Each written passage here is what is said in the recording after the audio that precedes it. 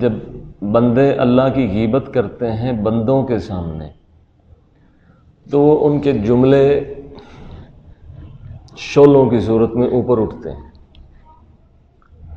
اوپر اٹھ کے وہ ایک گرد پیدا کرتے ہیں اور گرد پیدا کر کے پھیل جاتے ہیں۔ پھر وہ رحمت کا پرندہ جب نیچے آتا ہے، آتا ضرور ہے لیکن گرد کے اوپر کھڑا ہو جاتا ہے۔ آپ کہیں گے غیبت کیسی؟ یہ غیبتیں ہی ہیں نا، بہت زیادہ گلے شکوے۔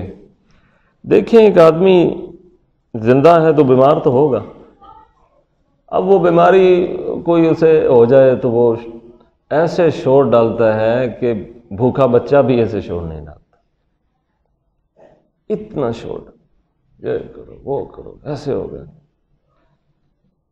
ایسا ہوا کیوں، یہ ہو گیا وہ ہو گیا، ٹھیک ہو جانا چاہیے، ابھی ٹھیک ہو جانا چاہیے۔ ڈاکٹروں کے پاس جاتے ہیں، وہاں سے کچھ نہیں ہوتا تو صوفیوں کو ڈھونڈتے ہیں، چل ڈاکٹراں کو نہیں تو پیراں کو ہی صحیح، کام بھی کرانا نا، کدوں نکلا ہوئے، حوصلہ نہیں کریں گے۔ ڈاکٹر کا رب بھی وہی ہے، پیر کا رب بھی وہی ہے، شکوے کرتے ہیں تو وہ شکوے جو ہیں وہ ایک لیئر بناتے ہیں، اوپر آسمان پر روحانی طور پر وہ ایک لیئر بنا لیتے ہیں۔ اب وہ جو رحمت تہجد کے وقت اترتی ہے وہ اس لیئر کے اوپر رہ جاتی ہوتی ہے، لیکن اوپر رہ جاتی، بڑی زور سے کھینچنی پڑے گی نیچے۔ یہ وجہ ہے کہ اب لوگوں کو تہجد میں سکون نہیں ملتا، ورنہ اب سے کوئی 30-40 سال پہلے، 50 سال پہلے چلے جائیں تو ہر شہر کے کوئی 40-50 بوڑھے تہجد پڑھا کرتے تھے، ہر محلے میں کوئی 15-20، پورے شہر میں کوئی 200-400 لوگ بوڑھے تہجد پڑھا کرتے تھے، تو وہ اس رحمت کے فرشتے کے ساتھ کنیکٹ ہو جاتے تھے۔ ان کے کنیکٹ ہونے کی وجہ سے وہ ان کی رحمت جو ہے وہ ڈائریکٹ زمین پر اثر انداز ہوتی۔ اب جب لیئر بننی شروع ہو گئی تو وہ بوڑھے بھی بیمار ہو گئے، کو فوت ہو گئے، نئے ایسے ہو نہیں رہے۔ نئے بوڑھے سیاسی ہیں، وہ نواز شریف کی مطلب کوئی تعریف کر کے سو رہا ہوتا ہے، کوئی عمران خان کو گالیاں دے کے سو رہا ہوتا ہے۔ بوڑھے بھی بڑے عجیب بوڑھے ہو گئے ہیں، وہ لیئر بن گئی، لیئر بن گئی تو اب وہ کنیکٹیوٹی ہوتی نہیں، اور سکون ہوتا نہیں، اور اثر اندازی ہوتی نہیں۔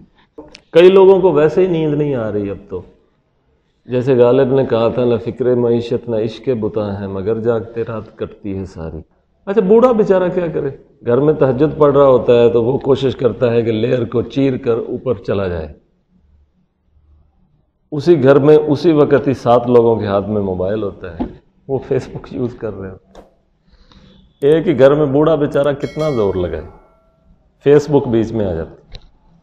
اس دور میں یہ تھا کہ بوڑھا اپنی عبادت کر رہا ہوتا تھا تو اس وقت کوئی فیس بک نہیں چلا رہا ہوتا تھا، زیادہ سے زیادہ لوگ مرے ہوئے ہوتے تھے گھر کے، یعنی سوئے ہوئے ہوتے تھے، آدھی نیند میں، آدھی موت میں تھے، مرے ہوئے، سوئے ہوئے۔ اب اس وقت کوئی نہ کوئی موبائل جو ہیں وہ بستر میں چل رہے ہوتے ہیں، آن ہوتے ہیں، تو جب آپ کنیکٹ ہیں تو وہ نوست آپ کے بستر کے ساتھ کنیکٹ ہے۔